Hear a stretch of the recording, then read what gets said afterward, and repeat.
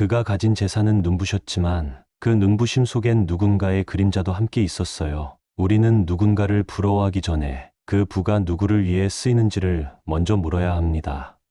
누군가가 말없이 문을 열고 들어섰습니다. 그 사람의 발밑엔 값비싼 구두가, 손목엔 반짝이는 시계가 있었고 그가 앉은 자리는 곧 조용해졌습니다. 사람들이 속삭였죠. 성공한 사람이다. 저 정도는 돼야지. 그 순간 어느 노인이 고개를 들고 말했습니다. 그래, 많이 가졌군. 그런데 그걸 어떻게 쓰는가? 그 한마디에 방 안의 공기가 바뀌었습니다. 소유는 눈에 보이지만 사용은 삶에 배어 있기 때문입니다. 철학자들은 오래전부터 이런 경고를 남겼습니다. 사람을 칭찬하려거든 그의 행동을 보라고, 그가 가진 것으로 말고 그가 나누는 것으로 판단하라고.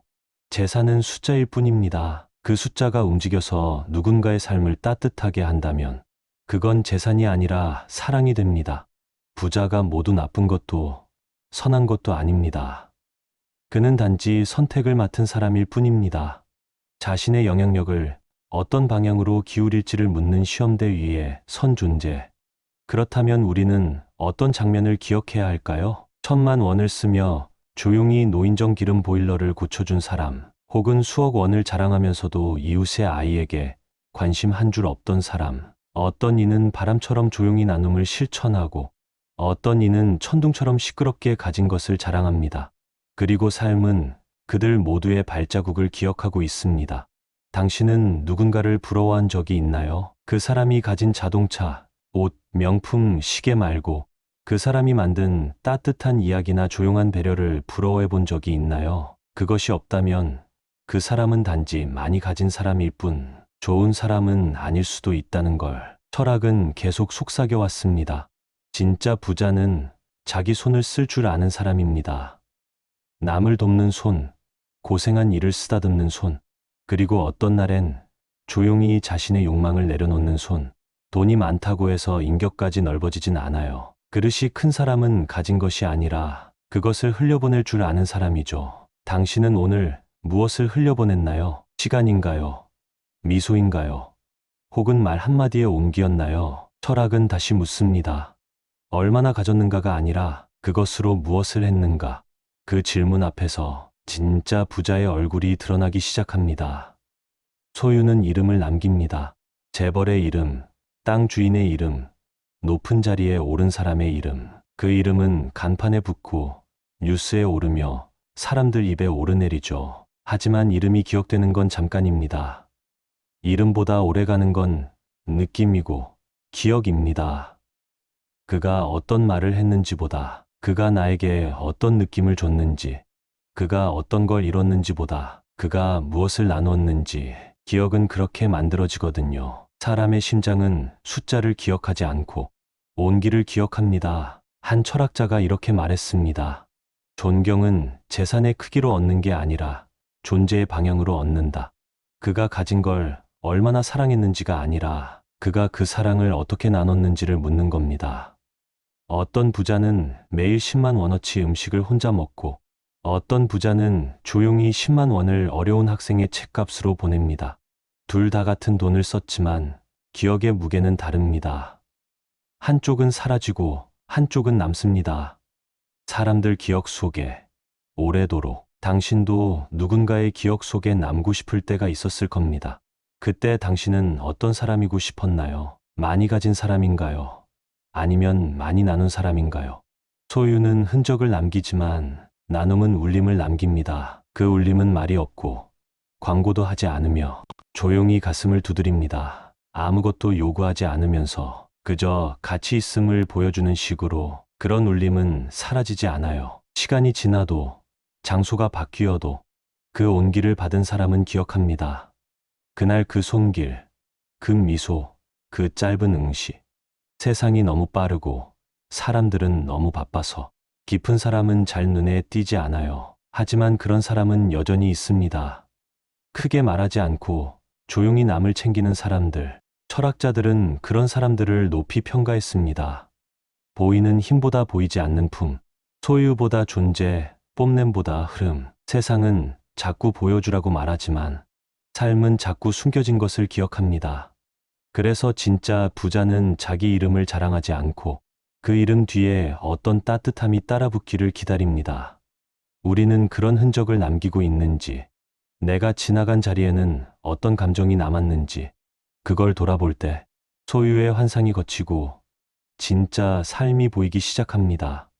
오늘 하루 당신은 무엇을 남기셨나요? 계좌의 숫자보다 더 소중한 무언가를 누군가의 마음에 놓고 오셨는지요? 철학은 거기서부터 시작됩니다. 말이 아니라 존재로, 계획이 아니라 실천으로, 눈에 띄이 아니라 흔적으로 누군가에게 어떤 사람으로 남고 싶은가요? 그 질문이 진짜 부자의 방향을 비춥니다. 세상엔 이상한 조용함이 있습니다. 말하지 않아도 빛나는 사람, 자랑하지 않아도 알 수 있는 사람, 그들은 가진 것을 드러내기보다 오히려 감춥니다. 말끝마다 이건 별것 아니다라고 말하죠. 왜일까요? 왜 진짜 부자는 더 감추고 더 조용히 살아가려 할까요? 철학자들은 그 이유를 이렇게 설명했습니다.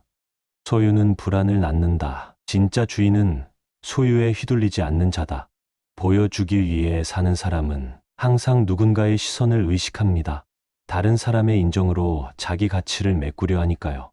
반대로 조용히 사는 부자는 이미 자기 안에 확신이 있는 사람입니다. 나는 누구인가라는 질문에 수치나 이름 말고도 답할 수 있는 무언가가 있는 사람이죠. 그들은 아침에 눈을 뜰 때 누군가를 이기려는 마음이 아니라 오늘 하루도 잘 살아내려는 마음으로 시작합니다. 그래서 조급하지 않고 허세를 부리지 않으며 가진 것을 자랑으로 삼지 않습니다. 어떤 이는 명품 옷을 입고도 불안에 시달리고 어떤 이는 오래된 셔츠를 입고도 당당합니다. 그 차이는 가격이 아니라 방향에서 나옵니다. 내가 무엇을 위해 살아가고 있는가? 그 질문이 사람을 다르게 만듭니다. 진짜 부자는 늘 가지고 있음을 고민하지 않습니다. 오히려 내가 왜 이걸 가지고 있지? 어떻게 흘려보내야 좋을까? 이것이 누군가의 생에 어떤 도움이 될까? 그런 질문을 던지죠. 그리고 바로 거기서 인간의 품격이 갈립니다. 돈이 사람을 바꾸는 것이 아니라 사람이 돈을 대하는 태도가 그 사람의 진짜 얼굴을 보여줍니다. 그래서 철학은 이렇게 속삭입니다. 재산을 칭찬하지 말고 행동을 보라. 많이 가진 일을 부러워하지 말고 어떻게 쓰는지를 살펴보라. 이런 말들은 때로 현실과 멀게 들리지만 사실 우리의 일상 가까이에 있습니다. 당신이 알고 있는 가장 따뜻한 사람은 가장 많이 가진 사람은 아닐 수 있습니다. 하지만 그는 가장 많이 나눈 사람일 것입니다. 가장 많이 듣고 가장 많이 안아준 사람. 가진 것을 감춘다는 건 결코 움츠러듦이 아니라 그것을 나눌 준비가 되었다는 조용한 선언입니다. 그 조용한 사람들은 말합니다. 많이 가졌다는 말보다 좋은 사람이었다는 말이 더 오래 가는 거예요. 이제 당신에게 묻습니다. 당신은 오늘도 어떤 것을 드러내고 살았나요? 당신의 말, 표정, 시선은 무엇을 보여주고 있었나요? 세상이 더 많이에 집중할 때 당신은 더 깊이로 걸어가 보세요. 철학은 그 길에서 가장 조용한 사람의 목소리를 들려줍니다. 돈은 힘입니다. 그 힘은 사람을 웃게도 하고 울게도 만듭니다. 문제는 어떤 부자는 자신의 부로 사람을 울리고 있다는 걸 끝까지 모른다는 데 있습니다. 높은 자리에서 큰 목소리로 지시할 때, 계약서를 들이밀며 당신에게 기회를 줬다 말할 때 사람은 자기도 모르게 상대를 짓누릅니다. 돈이 갑이 되고 사람은 을이 됩니다. 하지만 철학자들은 경고합니다. 힘이 생겼을 때야말로 그 사람의 진심이 드러난다. 진짜 부자는 사람을 울리지 않습니다. 자신의 돈이 누군가에게 고개 숙임이 되게 하지 않으며 도움을 주면서도 은혜를 기억하라 강요하지 않습니다. 그들은 알고 있죠. 사람의 존엄은 누구도 대신할 수 없다는 것을. 어떤 돈도 어떤 계약도 한 사람의 마음보다 클 수 없다는 걸. 그래서 그들은 도울 때 머뭇거립니다. 조심스럽고 낮은 자세로 손을 내밉니다. 내가 가진 게 내 부족함이 아니라 우리가 서로 가진 게 다를 뿐이다라는 마음으로 다가갑니다. 그런 부자는 드물지만 존재합니다. 큰 소리 대신 속삭임으로, 시혜 대신 연대로, 관심 대신 존중으로 우리는 그런 부자를 보면 마음이 따뜻해집니다. 이상하게도 그 사람 앞에 선 열등감이 아니라 안정감이 생깁니다. 나도 괜찮은 사람이구나 하는 느낌을 주는 사람. 그게 바로 부의 본질을 이해한 사람의 태도입니다. 철학은 부를 금기시하지 않습니다. 하지만 부가 누군가의 상처가 되어선 안 된다고 말합니다. 부는 흘러야 하고 울리지 말아야 하며 사람을 낮추기보다 사람을 들어올려야 한다고 말합니다. 기억하세요. 누군가를 돕고 나서 그 사람이 울고 있다면 그건 감동이 아니라 굴욕일 수도 있습니다. 진짜 부자는 죽어도 모른 척합니다. 그리고 마음속으로 이렇게 말합니다. 그 사람이 웃는 걸 보니 내가 가진 것이 조금 덜 무겁다. 당신도 그런 사람이길 바랍니다. 오늘 당신이 건넨 말 한마디, 손길 하나가 누군가를 울리지 않기를, 오히려 그를 다시 일으키는 힘이 되기를. 철학은 언제나 묻습니다. 얼마나 가졌느냐가 아니라 누굴 울렸고 누굴 안아주었느냐고. 많은 부모들이 말합니다. 자식에게만큼은 고생시키고 싶지 않다. 그래서 재산을 모으고 이름을 남기고 집 한 채라도 더 마련하려 애쓰죠. 하지만 철학자들은 오래전부터 이 질문을 던졌습니다.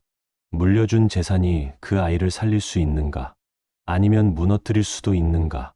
돈은 물려줄 수 있습니다. 집도, 명예도, 사업도 넘겨줄 수 있습니다. 하지만 삶을 지탱하는 힘, 세상을 바라보는 눈, 타인을 존중하는 마음은 말로만 전해지지 않습니다. 살아가는 모습을 통해, 흘러가는 시간을 통해 자식은 부모가 말하지 않은 것들을 배우죠. 한 아이가 말했습니다. 아버지는 아무 말도 하지 않았지만 도움을 줄 땐 항상 뒤돌아서서 걸어가셨다. 그 뒷모습이 내가 닮고 싶은 전부다. 유산은 숫자가 아니라 태도입니다. 상속이 아니라 흔적입니다. 가난하든 부유하든 자식이 부모에게서 물려받는 건 어떻게 살아야 하는가에 대한 무언의 대답입니다. 많은 것을 물려주고도 자식이 방황하는 이유는 그 안에 어떻게 쓸 것인가에 대한 철학이 빠져 있기 때문입니다. 돈은 어디로든 흘러갈 수 있습니다.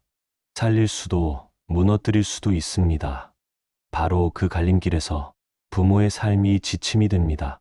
아버지가 거절한 유혹들, 어머니가 참아낸 고통들, 어릴 적 가난 속에서도 지켜낸 품위, 그런 것들이 자식의 마음속에 길이 됩니다. 반대로 돈을 자랑하고 남을 깔보며 자신의 성공을 권력처럼 휘둘렀던 모습은 고스란히 또 하나의 거울이 되어 다음 세대로 전해지기도 하죠. 그래서 진짜 유산은 잔고가 아니라 자세입니다. 보여주는 삶이 아니라 보이지 않는 진심입니다. 자식은 말보다는 분위기를 기억합니다. 집 안에 어떤 말이 오갔는지, 어른들이 돈을 어떻게 다뤘는지, 사람을 어떻게 대했는지, 이런 것들이 쌓여 그 아이의 삶의 언어가 됩니다.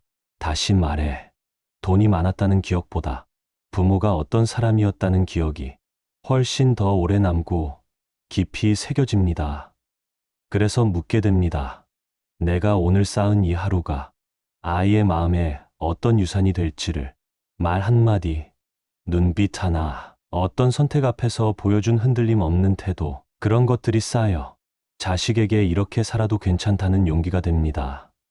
가장 좋은 유산은 가진 것이 아니라 살아낸 시간입니다. 거기엔 거짓이 없고 눈치 볼 필요도 없습니다. 철학은 그렇게 말해왔습니다. 아이에게 줄 수 있는 최고의 선물은 많은 것이 아니라 바른 것이라는 걸. 어느 마을에 한 노인이 살았습니다. 작은 방 한 칸, 허름한 옷차림, 번듯한 직업도 없이 그저 매일 아침 동네 아이들에게 인사를 건네고 마주치는 사람들에게 밥은 먹었어? 라며 묻는 분이었죠. 누군가는 말했습니다. 저렇게 가진 것도 없이 뭘 할 수 있을까? 하지만 시간이 흐르고 누군가 슬픔에 잠길 때마다 그 노인은 가장 먼저 찾아가 앉았습니다. 이상했습니다. 말 한마디 없는데 그저 옆에 앉아 있을 뿐인데 사람들이 눈물을 흘리며 말했습니다. 이분이 있어줘서 다행이다. 그 노인의 통장은 작았지만 그 사람의 존재는 묵직했습니다. 철학자들은 이런 사람을 풍요로운 가난이라 불렀습니다. 무엇을 가지고 있는가가 아니라 어떤 향기를 품고 있는가로 사람을 판단했죠. 돈이 없으면 무시당하고 재산이 적으면 눈길조차 받지 못하는 시대지만 진짜 깊은 사람은 자신의 가난을 초라함으로 여기지 않습니다. 오히려 그 가난을 누군가에게 더 가까이 갈 수 있는 다리로 만듭니다. 가진 것이 없으니 줄 수 있는 것은 마음뿐이고 그 마음은 언제나 정직하고 따뜻합니다. 가난하다고 해서 속이 좁아지는 건 아닙니다. 오히려 가진 게 많을수록 사람은 불안해지고 쥐고 있는 걸 놓지 못해 마음이 점점 움츠러들기도 하죠. 반면 가진 것이 적어도 마음이 넓은 사람은 자기 안에서 넘치는 것을 나눕니다. 웃음, 인내, 말 없는 위로, 이런 것들은 계좌에 찍히지 않지만 사람을 살리는 힘이 있습니다. 그 힘을 가진 사람은 세상이 알아주지 않아도 어느새 가장 가까운 사람에게 가장 깊은 인상을 남깁니다. 철학은 말합니다. 부유함이 곧 존엄은 아니다. 진짜 품격은 아무것도 없이도 존중을 받을 수 있는 태도다. 길 위에서 빵 하나를 나눠주는 손, 낡은 옷 속에서도 반짝이는 눈빛, 침묵 속에 담긴 위로의 기처, 그런 것들이 모여 사람다운 사람이라는 이름을 만듭니다. 세상은 자꾸 가진 것을 기준으로 사람을 평가하지만 사람의 깊이는 오직 관계에서 드러납니다. 누가 옆에 있어도 부끄럽지 않은 사람, 누구와 있어도 평화로워지는 사람, 그런 사람은 많이 가진 사람이 아니라 마음이 풍요로운 사람입니다. 당신이 지금 가진 게 적다고 느껴질 때 조금은 어깨를 펴도 괜찮습니다. 당신이 나누고 있는 따뜻함이 누군가에겐 가장 귀한 선물이 되고 있으니까요. 철학은 그렇게 속삭입니다. 가난함은 죄가 아니며 오히려 그 안에서 진짜 인간다움이 빛날 수 있다고. 밤늦게 불 꺼진 사무실, 책상 위에 남겨진 고급 시계 하나, 그 옆에 손으로 적힌 짧은 메모. 나는 이토록 많은 것을 가졌는데 왜 이렇게 아무도 없을까? 많이 가질수록 사람 곁에 사람이 더 많을 것 같지만 때로는 그 반대입니다. 부와 권력은 사람을 끌어오기도 하지만 그만큼 사람을 밀어내기도 합니다. 말을 아끼게 만들고 웃음 뒤에 의도를 의심하게 만들며 관계를 거래처럼 느끼게 만들죠. 한 철학자가 말했습니다. 힘이 큰 사람일수록 더 많은 고독을 감당해야 한다. 왜냐하면 진심은 이익보다 느리게 다가오기 때문이다. 높은 자리에 올라가고 많은 것을 이루고 화려한 세계의 중심에 서 있을수록 누가 나를 진짜로 아끼는지, 누가 내게 아무것도 바라지 않고 웃는지를 가려내는 일은 더욱 어려워집니다. 그래서 때로 가장 많은 것을 가진 사람이 가장 큰 외로움 속에 앉아 있게 됩니다. 그는 사람을 잃은 것이 아니라 사람과의 진심이 사라진 겁니다. 식사 자리에 앉았는데 대화는 계산처럼 흘러가고 고마운 일이 있어도 서로 눈치를 보며 말끝을 맴도는 관계들, 부와 권력이 만드는 외로움은 다른 사람의 말이 아니라 자기 내면의 고요함에서 들려옵니다. 나는 지금 누구와 함께 있는가? 이 사람이 나와 진짜 대화를 하고 있는가? 부는 많지만 마음이 닿지 않고 권력은 있으나 웃음이 가짜인 곳, 그곳엔 차가운 침묵이 오래 머뭅니다. 이런 외로움은 돈으로 채워지지 않습니다. 선물로 사라지지도 않고 지위로 덜어지지도 않습니다. 오직 진심으로만, 서로가 아무것도 기대하지 않고 단지 곁에 머무르는 존재로만 그 외로움은 녹기 시작합니다. 어떤 부자는 그래서 마지막에 이런 고백을 남겼습니다. 나는 성공했지만 행복하진 않았다. 모든 걸 가졌지만 단 한 사람에게도 속마음을 내놓지 못했다. 그 말 속엔 숫자보다 더 깊은 허기가 담겨 있습니다. 철학은 그렇게 경고해왔습니다. 높이 오른 만큼 관계를 낮게 다져라. 많이 가질수록 더 많이 나누어라. 권력 앞에서 사람을 잃지 마라. 진짜 부자는 마음을 나눌 사람을 끝까지 곁에 둡니다. 가식 없이 웃을 수 있는 자리, 계산 없는 대화, 이익 없이 머무는 손길을 소중히 여깁니다. 오늘 당신 곁엔 그런 사람이 있나요? 혹시 없다면 자신이 먼저 그런 사람이 되어보는 것도 이 외로움을 덜어내는 시작일지 모릅니다. 외로움은 결국 무언가 부족해서가 아니라 누군가와 진짜 연결되지 않아서 생기는 거니까요. 누구에게나 삶은 공평하게 다가옵니다.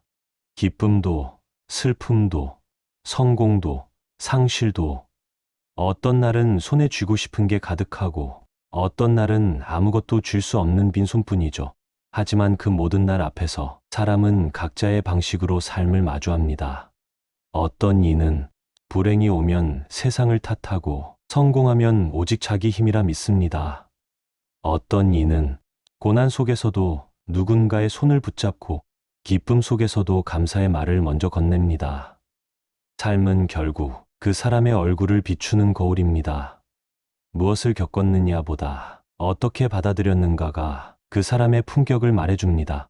철학자들은 말했습니다. 시련은 인간을 시험하지 않는다. 시련은 인간을 드러낼 뿐이다. 재산을 잃었을 때, 사람을 잃었을 때, 꿈이 멀어졌을 때, 그 순간에 무너지는 이가 있고 다시 일어나는 이가 있습니다. 그리고 그 사이엔 소유의 차이가 아니라 사유의 차이가 있습니다. 삶을 겉으로만 보는 사람은 모든 걸 결과로만 해석합니다. 내가 이겼느냐, 졌느냐, 가졌느냐, 잃었느냐. 하지만 삶을 깊이 들여다보는 사람은 그 과정에서 누구였는지를 봅니다. 무엇을 느꼈고 무엇을 지켰는지를 되새깁니다. 그래서 어떤 사람은 거친 바람 앞에서도 조용히 뿌리를 다지고 한 줄기 햇살에도 따뜻한 눈빛을 건넵니다. 삶은 늘 선택을 요구합니다. 더 많이 가질 것인가? 더 깊이 머무를 것인가? 더 빠르게 달릴 것인가? 더 천천히 살펴볼 것인가? 그 선택의 연속이 그 사람의 말투가 되고 걸음걸이가 되고 눈빛의 깊이가 됩니다. 누군가는 삶을 투쟁으로 마주하고 누군가는 삶을 동행으로 마주합니다. 전자는 승자를 만들고 후자는 사람을 만듭니다. 철학은 그 차이를 이야기합니다. 삶을 이기려 들지 말고 산과 친구가 되라고. 가진 것으로 자신을 단단하게 포장하기보다 비워낸 것으로 자신의 중심을 세우라고. 삶 앞에 겸손한 사람은 상처받아도 미워하지 않고 성공해도 교만하지 않으며 늘 조용히 자신의 몫을 다해냅니다. 그런 사람의 뒷모습은 화려하지 않아도 오래 기억됩니다. 누군가를 부러워하게 만드는 건 그 사람이 이뤄낸 성취가 아니라 그 사람이 삶 앞에서 보여준 태도입니다. 삶이 흔들릴 때일수록 누가 멀어졌고 누가 남아 있었는지 그때 드러나는 것이 진짜 인간관계의 문의이기도 하죠. 지금 이 순간에도 삶은 우리에게 묻고 있습니다. 너는 나를 어떻게 마주하고 있는가? 도망치는가? 싸우는가? 아니면 같이 걷는가? 그 물음에 조용히 답할 수 있는 사람, 그가 진짜로 삶을 살아낸 사람입니다. 장례식장을 다녀오면 사람들은 잠시 멈춰 섭니다. 결국 아무것도 못 가져가는구나. 남는 건 사람뿐이더라. 그 말은 참으로 자주 들리지만 또 금방 잊혀집니다. 다시 사람들은 더 많이 벌기 위해 달리고 더 크게 갖기 위해 싸우고 더 오래 남기기 위해 불안 속에서 잠을 설치죠. 하지만 죽음은 언제나 묵묵하게 말합니다. 재산은 아무것도 보장해주지 않는다. 단지 당신이 누구였는지를 말해줄 뿐이다. 죽음 앞에서 그 사람의 통장 잔액은 소용없습니다. 차량 번호도 명함에 적힌 직함도 아무 의미를 갖지 않습니다. 사람들은 장례식장에서 그 사람이 어떤 차를 탔는지보다 어떤 사람이었는지를 이야기합니다. 늘 먼저 인사하던 분이었지. 힘든 사람에게 밥 한 끼 잘 사시던 분이야. 말없이 도와주는 손길이 따뜻했어. 이런 말들이야말로 한 사람이 남긴 가장 큰 유산입니다. 재산은 결국 분배됩니다. 다툼의 씨앗이 되거나 조용히 흩어지거나 어디론가 사라질 뿐입니다. 하지만 마음을 남긴 사람은 죽음 이후에도 사람들 속에 살아 있습니다. 말투로, 기억으로, 향기로. 철학자들은 죽음을 두려워하지 않았습니다. 오히려 그것을 삶의 거울로 삼았습니다. 죽음을 생각하라는 명제는 단지 끝을 준비하라는 뜻이 아니라 지금 이 순간을 더 온전히 살아내라는 초대였죠. 죽음이 오면 무엇이 진짜였고 무엇이 덧없었는지가 뚜렷해집니다. 쌓아올린 명성보다 잠들기 전 누군가에게 건넨 말 한마디가 더 오래 남는다는 걸 사람들은 그제야 깨닫곤 합니다. 어느 장례식에서 한 아버지의 딸이 말했습니다. 아빠는 큰 돈을 남기진 않았지만 한 번도 나를 혼자 두지 않았어요. 그래서 저는 이 세상 어디서도 외롭지 않을 거예요. 그 말을 듣고 많은 사람들이 고개를 떨궜습니다.